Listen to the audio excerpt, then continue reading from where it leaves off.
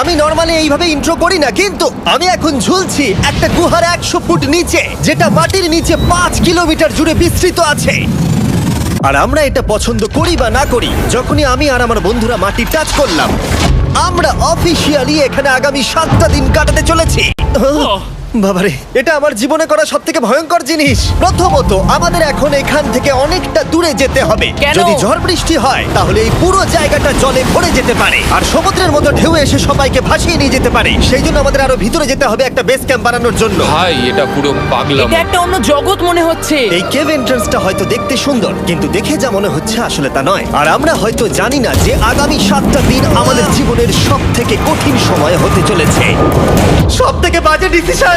ঠিক আছে, আর কিছুক্ষণের মধ্যেই অন্ধকার হতে চলেছে। ক্যাম্প না করলে আমরা বিপদে পড়বো। আমরা কোথায় যাচ্ছি সেটা কি বলবে? আমাদের ক্যাম্প সেটআপের জন্য একটা ফ্ল্যাট গ্রাউন্ড খুঁজতেই হবে। কেভের ভেতরে ঢোকার পরে আমরা এমন একটা জায়গা খুঁজে পেলাম যেটা অনেকটা উঁচুতে থাকায় আমরা জল থেকে সুরক্ষিত থাকতে পারবো। তার মানে এটা ক্যাম্পের জন্য পারফেক্ট। পারফেক্টটা একটু বেশি হয়ে গেল। মোটামুটি বলা যেতে পারে। ঠিক আছে, ক্যাম্পের জন্য মোটামুটি। প্রথম দিনের বাকিটা আমরা কাটিয়ে দিলাম আমাদের জিনিসপত্র আনতে। প্রত্যেকটা ব্যাগের ওজন প্রায় 80 পাউন্ডস। আর যেমনটা তোমরা ফুটেজে দেখছো, আমরা এটা করতে 4 ঘন্টা লাগিয়ে দিলাম। এখান থেকে যাওয়া খুব কঠিন। তারপরে আমরা সবাই বেস ক্যাম্পে ফিরে গেলাম। ঠিক আছে, আমরা এখানে লাইট লাগিয়ে দিলাম। আমাদের সব জিনিসপত্র হোম বেসে চলে এসেছে। একটু ক্যামেরাটা ওদিকে দেখাবে। ওদিকটা কিন্তু ভয়ানক অন্ধকার, আর সবসময় এরকমই থাকবে। তাই আমরা ক্যাম্পিং গ্রাউন্ডের জন্য খুব বেশি কিছু করতে পারলাম না। কটা ফুটো করে দড়ি টাঙিয়ে দিলাম। এটা ধরো আর ওঠো দেখি। মনে হচ্ছে আমাদের হ্যামকগুলো ভালোই সাপোর্ট পাবে। আর তারপরে আমাদের সার্ভাইভাল গাইড জোয়ের সাহায্যে আমরা হ্যামক টাঙালাম। এই সরু দড়িটা আমার হ্যামকটাকে ধরে রাখবে। হ্যাঁ, ডিনার খেয়ে আমরা প্রথম রাত্রি ঠান্ডার জন্য তৈরি হলাম। আমি মিথ্যে কথা বলবো না, আমি যতটা ভেবেছিলাম তার থেকে এই হ্যামকটা অনেক বেশি কমফোর্টেবল। এই আমি তো আমার চমকেই হাতটা তো গেছিলাম। বড় কেন ভাই? এই কেভটা 2.5 কিলোমিটার ডিপ, আর আমরা এখন এন্ট্রান্সের কাছেই ক্যাম্পিং করছি। কাল আমরা অনেক কিছু এক্সপ্লোর করব। তোমরা কেমন ঘুমালে? ভয়ঙ্কর। ঘুমই হয়নি। এটা সত্যি একটা অস্বস্তিকর পরিবেশ। কেবের ওপর থেকে অনবরত আমাদের উপরে জল পড়েই যাচ্ছিল, তাই উপরে একটা প্লাস্টিক চাপালাম, কিন্তু তাও আমাদের হ্যামকের উপরে জল পড়েই যাচ্ছিল। একটা আইডিয়া আছে, চলো শেল্টারগুলোকে ভালোভাবে তৈরি করি। আমার মনে হয় এই প্লাস্টিকগুলোকে জুড়ে দিলে আর জল পড়বে না। বাহ, তুমি তো জিনিয়াস। আমি শুধু একজন ইউটিউবারই নয়, ঠিক আছে? আমার হ্যামকটা এটার উপরে ঝুলছিল। মানে দেখো, আমি আরেকটু হলে হ্যামক থেকে নেমে পড়ে যেতাম। আর আমরা সেই সময় এটা বুঝতেই পারিনি যে এই গর্তটা প্রায় 40 ফুট গভীর। তাই যখন আমি আর শন প্লাস্টিকগুলোকে জুড়ছিলাম, তখন ম্যাক আর কার্ল এই গর্তটা কতটা ভয়ঙ্কর সেটা দেখতে গেল। আমার হ্যামকটা দেখতে পাচ্ছো? ওখানে আমি ঘুমোচ্ছিলাম। এদিকটা দেখো। আর যেহেতু এই কেভে সব একই রকম দেখতে, তাই আমাদেরকে ফলো করা অনেকটাই কঠিন ছিল। এই ম্যাপে তোমরা আমাদের হোম বেস দেখতে পারবে, আর দেখতে পারবে ওরা ওখান থেকে কত দূর হ্যাঁ, যাচ্ছে। এটা তো খুবই ভয়ঙ্কর। ভাই এটা পাগলামো। আর যখন ছেলেরা র্যান্ডমলি এক্সপ্লোর করছিল, তখন আমি আর শন ক্যাম্পে কাজ করছিলাম। এই স্লিপিং ব্যাগটা এখানে কেন পড়ে? কারণ এটার থেকে পিয়ের গন্ধ বেরোচ্ছে। ইয়া! এটার থেকে শেখা উচিত স্লিপিং ব্যাগ ভাড়া নিতে নেই। আমরা স্লিপিং ব্যাগ কেন ভাড়া আমি- নিয়েছি? কেন আমি আমরা জানি না। স্লিপিং ব্যাগ গুলো কিনে আনতে পারলাম না? আর তারপরে আমরা এই দুটো প্লাস্টিককে জিপ টাই দিয়ে জুড়ে দিলাম। কিছু মনে করো না, এই দড়িটার উপরে আমার জীবন বাজি আছে। আর তখন ওইদিকে ম্যাকার কার্ল তখন ওই গর্তের মধ্যে। ও মাই গড, ম্যাক! আর শেষ পর্যন্ত ওরা একদম নিচে পৌঁছে গেল। এই! আমি তো ভাবলাম সবাই ক্যাম্প নিয়ে কাজ করবে। আমরা শুধু দেখাচ্ছিলাম জায়গাটা কতটা ভয়ঙ্কর। না পড়লেই হবে, তোমাদের স্কিল নেই। আচ্ছা ঠিক আছে। আর যদিও ওদের এবার ফিরে আসা উচিত ছিল, কিন্তু কাল আর ম্যাক এটা কতটা গভীর সেটা দেখানোর চেষ্টা করলো। ভাই এটা দেখতে দারুণ লাগছে। তুমি কি নদীটাকে পার করতে পারবে? কিন্তু ওরা এটা জানে না যে এই রিভারটা এই কেভের গোটাটাই জুড়ে আছে। তার মানে এর মধ্যেও আমাদের কিছুটা সময় কাটাতে হতেই পারে। ওই তো ওরা এসে গেছে। এসো। তোমরা রান্না করে রেখেছো তো? হ্যাঁ, রান্না করেছি। ঠিক বলেছ। একটা নতুন বাড়ি, ঠিক বলেছি তো? একদম। এখন আমাদের একটা ছাদ আছে। আর এটা তো দারুণ। জিমি রান্না বেশ ভালোই আর করেছে। আমরা আমাদের ফায়ার পিটটাকে এই সুন্দর জায়গাটাতে নিয়ে এসেছি। জায়গাটা কেমন? বেশ গরম। আরামদায়ক। এই পাথরগুলো গরমটাকে ধরে রাখবে এবং ওপর থেকে যে পি পড়ছে সেগুলোকে আটকে দেবে। ওটা পি নয়। তাহলে ওটাকে কি বলবো? যদি জানি না, হয়তো বৃষ্টির জল হবে বা না, এটা বৃষ্টি নয়, না, পাথর মানে ইয়ে তুমি- করছে। এই একটু উপরে দেখাও। তুমি মেঘ দেখতে পাচ্ছো? পাথর দেখা যাচ্ছে। এটা বৃষ্টি নয়, রক পি। Rock P. ঠিক আছে, রক পি। ঠিক আছে, এটা রক পি। আর একটা শুকনো রাত ঘুমিয়ে কাটাবার পরে আমরা ঠিক করলাম জো আমাদের সার্ভাইভাল এক্সপার্ট, তাকে নিয়ে আমরা কেভের শেষ প্রান্ত অব্দি যাব। Cave! Cave! Cave! Cave! Cave! Cave! Cave! দেখা যাক আমরা কেভের কতটা গভীরে যেতে পারি। তোমরা কিন্তু মনে রাখবে আমরা সবেমাত্র কেভের এন্ট্রান্সের দিকেই আছি, আর আমাদের ইচ্ছা এই কেভের শেষ প্রান্ত অব্দি যাওয়া, অবশ্যই না মরে গিয়ে। ও মাই গড, এটা তো খুবই স্টিফ। আরে এটা তো সবে শুরু। আমরা কেভের আরো গভীরে এসেছি। তোমরা সবাই সাবধানে আসবে। এটা খুবই ছোট জায়গা, আমার মনে হয় না এখান থেকে আমি যেতে পারবো। কেভ এক্সপ্লোরের ইন্টারেস্টিং জিনিসটা হলো যা হোক করে আমাদের এই ছোট্ট ফাঁকগুলোর মধ্য দিয়ে এগিয়ে যেতে হবে, ও মাই গড, খুব ছোট জায়গা। আর তারপরেই খুব বড় একটা জায়গা আসবে, সেটা এতটাই বড় যে কিছু না দেখতে পাওয়ার জন্য এটা করতে হলো। ও মাই গড! এবার আমি সব দেখতে পাচ্ছি, এটা দুর্দান্ত। এটার তো অনেক আলো। ভাই জায়গাটা কতটা সুন্দর দেখো। বাপরে কি আলো, আমি তো তাকাতেই পারছি না। আমি তো অন্ধ হয়ে যাব মনে হচ্ছে। এ বাবা, এটা কি হলো? আমরা বোধহয় ঠিক মতো এটাকে ব্যবহার করতে জানতামই না। চলো এগিয়ে যাই। আর তাই আমরা এগোতে থাকলাম। এই যে এই জায়গাগুলো, এগুলো খুব ভালো ধরার এখানে? জায়গা। এগুলো ধরে এখান থেকে পা ঘুরিয়ে চলে আসতে পারবে। এইভাবে কি? হ্যাঁ, একদম পারফেক্ট। জো সব থেকে ভালো কেভ গাইড। এভাবে কেউ গাইড করতে পারবে না। ঠিক আছে, এইবার ব্যাপারটা ইন্টারেস্টিং হবে। কি? এটা কি? এখান থেকে আমাদের ওয়েট শুট পরে সাঁতার কেটে যেতে হবে। গতকাল ম্যাক আর কার্ল এটা নিয়ে মজা করছিল, কিন্তু এই কেভে আমাদের পরের অ্যাডভেঞ্চারটা ছিল একটা প্রায় জমে যাওয়া নদীর মধ্যে। ও মাই গড, এটা তো পাগলামি! তার মানে আমাদের ওয়েট শুট পড়তেই হবে যাতে আমাদের হাইপোথার্মিয়া না হয়। আমরা এটা কেন করছি? এই এক্সপেরিয়েন্সটা তো জীবনে একবারই হবে। কি? এটা করলে হয়তো আর নাও বেঁচে থাকতে পারি। আমাদের এই কেভের শেষে পৌঁছতে হলে আমাদের এই নদীর মধ্য দিয়ে, এই ছোট্ট ফাঁকগুলোর মধ্য দিয়ে সাবধানে ধীরে ধীরে এগিয়ে যেতে হবে। আস্তে আস্তে নামো, স্রোতের কারণে পা পেছনে টানতে পারে। ঠিক আছে, আমি তাহলে নামছি। তুমি ওই দেয়ালগুলো ধরে ধরে এগোতে থাকো আস্তে এটা তো আস্তে। খুব ঠান্ডা। তুমি পারবে জিমি। জানি না এখানে ঢুকতে পারবো কি না। জিমি, এবার তুমি জল থেকে উঠে দাঁড়িয়ে পড়ো। এটা সত্যি একটা পাগলামি। এখানে কি ঠান্ডা! যখন তোমরা খুব ঠান্ডা জলের মধ্যে থাকবে তখন একটা পাথরকে ধরে এগিয়ে চলা খুব কঠিন হবে। ও মাই গড, এটা সত্যি পাগলামি। ম্যাক, গড, চলে আসো। আমার ভয় লাগছে। চলো চলো, পারবে। ভাই। এগোতে থাকো, পেছন দিকে তাকিও না। একবার দেখো আমরা কি করছি। কিন্তু এই বাধাগুলো এতটা কঠিন ছিল না সামনে যা আসতে চলেছিল তার তুলনায়। আমরা পেরেছি। কেভ কেভ কেভ এই, কেভ। একটা কথা শোনো, আমরা 10% আসিনি। তার মানে এখনো আমরা শুধুমাত্র সার্ফেসেই রয়েছি, আর শেষ প্রান্তে পৌঁছতে হলে আমাদেরকে আরো 2 কিলোমিটার যেতে হবে। যেরকম তোমরা দেখতে পাচ্ছ এখানে 24/7 বৃষ্টি হয়, তাই আমি একটা আড্ডা মারার জায়গা তৈরি করেছি যেখানে আমরা কেউ ভিজবো না। আমি ভাবছি আমি যদি এটা না বানাতাম তাহলে কি হতো। আমি নিশ্চিত যে ওদের একটা ভেজা পাথরের উপর শুতে হতো। আমাদের ক্রমাগত এগিয়ে যেতে হবে এবং শরীরটাকে ভিজে রাখতে হবে। ঠিক আছে। নইলে আমাদের শরীরের তাপমাত্রা কমে এটা যাবে। এতটা কঠিন কেন? সব থেকে বাজে ব্যাপার হলো আমরা যতটাই দিকে এগোবো ততটাই আমাদের পিছন দিকে ক্যাম্পে ফিরতে হবে। আমাদের পরের বাধাটা হয়তো জলের মধ্যে নয়, কিন্তু তার মানে এটা নয় যে সেটা সহজ হবে। আরে এটা কি মাকড়সার জাল? কিন্তু আমি মাকড়সা দেখতে পাচ্ছি না। তার কেন? মানে ওটা আমাদের উপরে আছে। আরে তোমার গায়ে, তোমার গায়ে। আমার বন্ধুরা বলতে বাজে। এই গেমটা মিস্টার বিস্ট ভিডিওর মতো, যত এগোবে ততই কঠিন হবে। সত্যি কথা বলতে যদি আমাদের সাথে জো না থাকতো আমরা মরেই যেতাম। আর 3 ঘন্টা পরে জো আমাদের জন্য একটা বাজে খবর নিয়ে এলো। জল অনেকটা বেড়ে গেছে আর আমরা অনেকটা সময় লাগিয়ে ফেলেছি, তাই আজকে আমাদের আবার ক্যাম্পে ফিরে যেতে হবে। আমি মানবো না। তুমি সেফটি এক্সপার্টের কথা অমান্য করতে পারো না। আমি এটা মানবো না। সত্যি কথা বলতে আমাদেরকে ফিরতেই হতো, কারণ এর আগে আমরা শুট করতে অনেকটাই সময় নষ্ট করে দিয়েছি। তারপর ফ্লেয়ার নিয়ে খেলেছি, তাই আমরা ফিরে যাচ্ছি আর এই মিশনটা আমরা পরের দিন আবার শুরু করব। শন, আমরা এসে গেছি। আরে তুমি এখানে কি করছিলে? এখন তোমরা কেউ ভিজবে না। আমি তো জানতামই না এই লাইটগুলো আমরা এনেছি। এগুলো দারুণ লাগছে তাই না? দুঃখের বিষয় আজকে আমরা মাত্র 20% এগোতে পেরেছি, কিন্তু বিশ্বাস করো আমরা শেষ পর্যন্ত অবশ্যই যাব আগামী কয়েকদিনের মধ্যেই। আমার মনে হয় কোনোদিনই হবে না। আমি তো বললাম। আমরা ডে 4টা রেস্ট নেব আর ডে 5-এ চেষ্টা করব এই কেভের শেষ অবধি যাবার। দেখা যাক কি হয়। ডে 3-তে মজা হলো, কালকে আবার দেখা হচ্ছে। আর কেভের ভিতরে 3টে খুব বাজে রাত কাটাবার পরে পরের দিন সকালে আমাদের মাথায় শুধু একটাই কথা আসছিল, আমার একটা হট শাওয়ার চাই, তবে আমি এখন একটু শান্তি পাবো। ও এখন শাওয়ার পেলে কিন্তু দারুণ হয়। আমি চান করিনি প্রায় 3-4 দিন হয়ে গেল। তোমরা নিশ্চয়ই জানো কেভের মধ্যে শাওয়ার করা সম্ভব নয়। আমাদের অনেকটা পথ হেঁটে সাবধানে আগের রিভার বেডের কাছে পৌঁছতে হলো। ও মাই গড!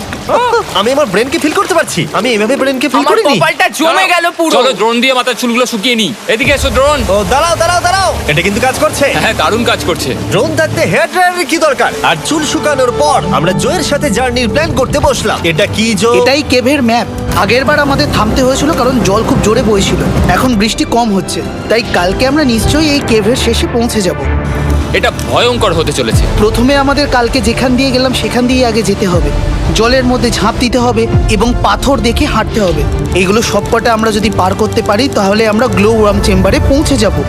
কেমন দেখতে তুমি সেটা বলো না, আমি তোমাদেরকে সারপ্রাইজ দিতে চাই। তোমার মনে হয় আমরা পারবো? ওইসব বাদ দাও, আমরা ঠিক কালকে পৌঁছে যাবো। কালকের প্ল্যান আমরা চক আউট করে নিয়েছি। আমরা রেস্ট করছি আর ফেস্টিভ্যাল স্মোর্স খাচ্ছি আমাদের এনার্জি রিগেন করতে। সবাইকে চিয়ার্স। Yippee! জো এই প্রথমবার ফেস্টিভ্যাল ও, স্মোর্স দারুণ। খাচ্ছে। জো সত্যি কথা বলবে। এটা দারুণ, তাহলে ভালো লাগলো? দারুণ লেগেছে। আমরা এই চকলেটটা আগে কেন বের করিনি? এটা এমনি চকলেটের থেকে 10 গুণ ভালো খেতে। সত্যি কথা বলতে তোমরা যদি ফেস্টিভ্যালের সাথে স্মোর্স ট্রাই না করে থাকো তাহলে তোমরা মিস করছো।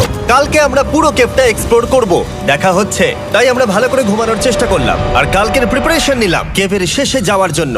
আমরা আমাদের জীবনের সবথেকে ডেঞ্জারাস জার্নি করতে চলেছি। ডে 3 এর অভিজ্ঞতা মাথায় রেখে আমরা কম শুট করেছি যাতে আমরা সামনের দিকে তাড়াতাড়ি এগোতে পারি।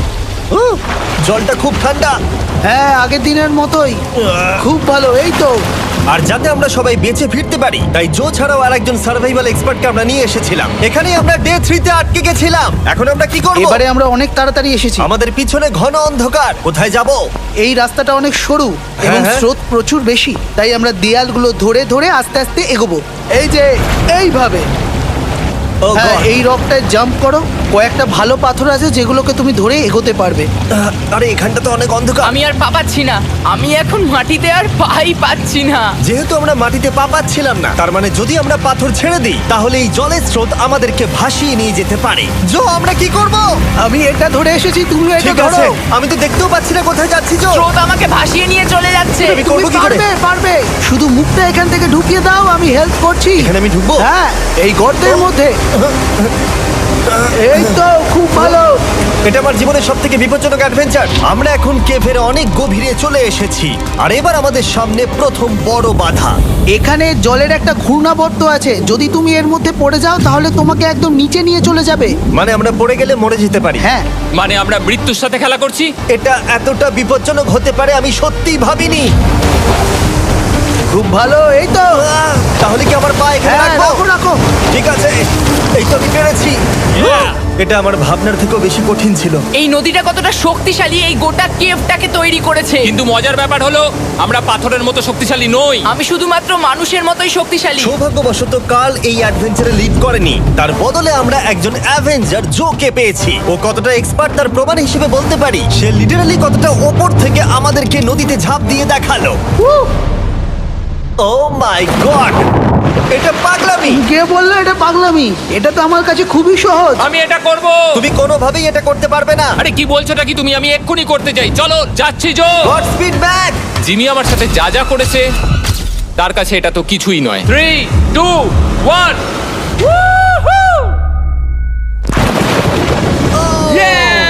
তুমি করবে? না, আমরা না এগুলো শেষ পর্যন্ত যেতে পারবো না। ও মাই গড, আমাদের নিচের দিকে যেতে হবে। আমরা সবসময় স্রোতের উল্টো দিকে কেন যাই? এখন শুধু আমি ভেসে ভেসেই যেতে পারবো, আর কিছু না। এই জলের তলায় অনেক ধারালো পাথর আছে, তোমরা সেগুলোকে দেখতে পাবে না, তাই সাবধানে পা ফেলবে। ও মাই গড, আবার এটা গভীর আরে হচ্ছে। আমার পা তো কিছুর উপরে রাখতে হবে। ছোট ছোট পাথরগুলোই একমাত্র বাধা ছিল না, মনে হচ্ছে আমাদের প্রতিটা পদক্ষেপে। ও ভাই, আমি কিচ্ছু দেখতে পাচ্ছি না। এটা খুব ভয়ঙ্কর। কেভটা আরো অন্ধকার হয়ে আসছিল এবং আরো সরু। আর তখন আমরা জানতাম না যে আমরা ফিনিশ লাইন অবধি পৌঁছতে পারবো কিনা। আমি ক্লান্ত হয়ে পড়েছি। এই কেভে আরো কঠিন বাধা আসার আগে তোমাদেরকে আমি কিছু দেখাতে চাইবো। জো, তোমার ব্যাগটা দাও। Thank you. তুমি জানো এর মধ্যে কি আছে? না, জানি না কি আছে। Brand new mister beast lab swamp. সত্যি কথা বলছি, গত 5 ঘন্টা ধরে যেহেতু আমি অনেক পরিশ্রম করেছি, তাই কোনো মতেই এখন এটা আমি বলার মতো অবস্থায় নেই। তাই এটা শুট করার 1 মাস পরে আমি পুরো কেপ সেটটা তৈরি করলাম ফিউচার জিমি নেম ট্যাগ দিয়ে। তারপরে বললাম, হে, আমি ফিউচার জিমি, আর আমি এখন তোমাদেরকে বলবো brand new toy line of mister beast lab swamp সম্পর্কে। এটা একটা কালেক্টেবল টয় লাইন, আর এখানে 119টা ইউনিক ডিজাইন ক্যারেক্টারও আছে যা তোমরা কালেক্ট করতে পারো। আর সবথেকে দারুণ ব্যাপারটা হলো, কোন ক্যারেক্টারটা তুমি পেয়েছো সেটা জানতে হলে এই টিউবে ওয়াটার দিয়ে নাড়াতে হবে আর তোমার সোয়ামস তোমার সামনে চলে আসবে। আর আমি এটা ডেমনস্ট্রেট করতে এই বিশাল বড় টিউবটাকে বানিয়েছি। এই টিউবটাকে জল দিয়ে ভরে দাও। তোমাদের এত জলের দরকার নেই, এটা অনেক বড় বলে এত লাগছে। ঠিক আছে, এটা এখন জলে ভর্তি হয়ে গেছে। এবার এটাকে একটু নাড়াতে হবে। এটা কি আর নাড়াতে হ্যাঁ হবে? হ্যাঁ, অনেক নাড়ানো হয়ে গেছে। এবার জল ঢালো এখানে। জো ঢালছে। আর জল ঢালার পরে তোমরা দেখতে পাবে তোমরা কোন সোয়ামটা পেয়েছো। এটা সব থেকে রেয়ার হাইপোক্রোম, যেটা মাত্র 1000টা বানানো হয়েছে। জো, এটা তোমার। Thank you so much. এটা চাই। আর এটা তোমার। কাল কি নেবে? আমার কাছে দুটোই ছিল। আর আমরা শুধু সোয়ামেই থেমে নেই, আমরা এই অ্যাকশন ফিগার প্যান্থার গুলো বানিয়েছি যেগুলো এই ব্রিফকেসে আছে। আর এই সোয়ার্মের মতো এই মিউটেটর যখন তোমরা কিনবে দেখতে পাবে এর ভেতরে কি আছে। কোথায় কিনবো? ভালো হয়েছে জিজ্ঞাসা করলে। মিস্টার বিস্ট ল্যাব টয়েস এখন তোমরা পৃথিবীর সব জায়গায় পেয়ে যাবে। এগুলো সব বেরিয়ে গেছে, তোমরা গিয়ে কিনে নাও। আর কেবের মধ্যে অনেক সমস্যা পেরোনোর পরে আমরা ফাইনালি পৌঁছে গেলাম গ্লো ওয়ার্ম চেম্বারে। ভাই এবার খুব ভালো লাগছে। ঠিক আছে টিম, তোমাদের গ্লো ওয়ার্ম চেম্বারে স্বাগত। এ তো দারুণ। এটা দারুণ লাগছে। ভাই এটা পৃথিবী মনে হচ্ছে না এখানে একদমই। যে আলো তোমরা দেখতে পাচ্ছ সেগুলো আসলে ছোট্ট ছোট্ট বায়োলুমিনেসেন্ট গ্লো ওয়ার্ম তৈরি করেছে। এটা দেখতে অনেকটা মিল্কি ওয়ে গ্যালাক্সির মতো লাগছে। ওয়াও! আর এই মুহূর্তটা, এই ভিউ, সত্যি বলতে এই ট্রেকের সমস্ত ক্লান্তি যেন দূর করে দিল। এখান অবধি পৌঁছানো যেন সত্যি একটা অ্যাচিভমেন্ট ছিল। কিন্তু এখন আমাদের যাত্রা শেষ হয়নি, কারণ আমাদের এখান থেকে এখন বেস ক্যাম্পে ফিরতে হবে। আজকে ডে 6 হতে চলেছে, এখনো ওরা আসেনি আর আমি খুব ক্লান্ত। আমার মনে হয় না আমি ভালো করে ঘুমোতে পারবো, ওদের জন্য খুব চিন্তা হচ্ছে। এই ট্রিপটা অনেকটাই সহজ ছিল কারণ আমরা স্রোতের সাথে ভেসে ভেসে যাচ্ছিলাম। আর যেহেতু তোমরা এই ট্রিপটা দেখেছো তাই আমরা এটাকে স্কিপ করলাম। কিন্তু সত্যি বলতে এই জার্নিটাও অনেকটা বেশি সময় নিল, কারণ আমরা ক্যাম্পে পৌঁছানোর আগেই 6 নম্বর দিন চলে এলো। শন, সবাই ঠিক আছো তো? আমার খুব চিন্তা হচ্ছিল। Happy day 6। ডে 6 খুব ভালো। এনার্জি বাড়াতে আমরা আগুনের উত্তাপ নিলাম এবং ফাইনালি আমরা কিছু খেতে পেলাম। এটা খুবই অ্যাডভেঞ্চারাস ডে ছিল। কালকে দেখা হচ্ছে, মানে আজকেই হয়তো। এটা হয় ডে কোনোদিন 6 হবে না। নাকি আজকে, না আমি জানি না। এত বড় ট্রেক সম্পূর্ণ করার পরে শারীরিকভাবে চূড়ান্ত ক্লান্ত হওয়া সত্ত্বেও জানি না কেন কিন্তু আমি একদমই ঘুমাতে পারছিলাম না।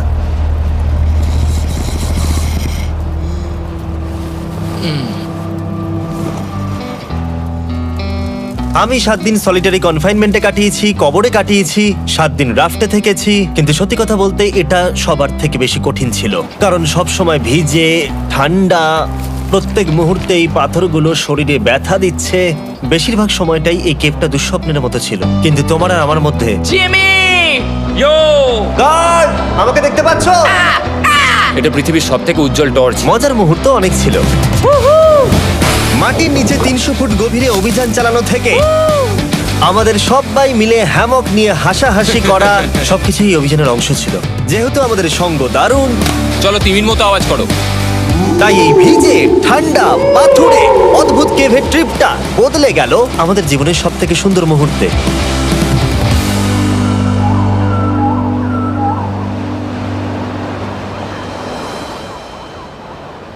আমরা এখান থেকে যাব না যতক্ষণ না সবকিছু তোলা হচ্ছে। আর আমি সবকিছু বলেছি মানে সবকিছুই। চলো এবার বেরোনো যাক। আর যখন আমরা মাউথ কেভে আবার ফিরে এলাম, ভাই ওপরটা দেখতে দারুণ লাগছে। তখন জয়ের জন্য একটা সারপ্রাইজ ছিল। বেরোনোর আগে জো, আমরা তোমার কাছে কৃতজ্ঞ। তাই এই নাও $50,000 নিউজিল্যান্ড ডলার্স, 10,000 করে প্রত্যেক জনের প্রাণ বাঁচানোর জন্য। Oh my God, thank you so much Jimmy. Thank you Joe. Love you, Joel! এবার আমাদের সব কাজ হয়ে গেছে, চলো বেরোনো যাক। 7টা দিন পরে আমরা ফাইনালি এখান থেকে বেরোচ্ছি।